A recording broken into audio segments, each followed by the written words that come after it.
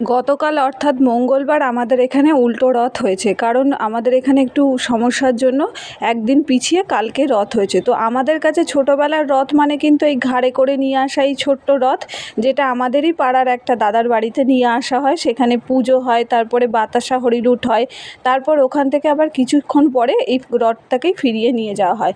তো প্রথমেই ঠাকুরকে আমি পয়সা দিয়ে নমস্কার করে নিলাম, আর আমরা এখানে সবাই রাস্তায় দাঁড়িয়ে দেখছি এখানে এই বছরে ইস্কনের রথ হচ্ছে বড়, তো সেই রথটা টেনে নিয়ে আসা হবে, তো এই জন্য সবাই রাস্তায় দাঁড়িয়ে রয়েছে। আর প্রচুর মানুষ, মানে রাস্তায় পুরো জ্যাম হয়ে গেছে, পুলিশ ব্যারিকেড করে এই রথটাকে নিয়ে যাওয়া হচ্ছে।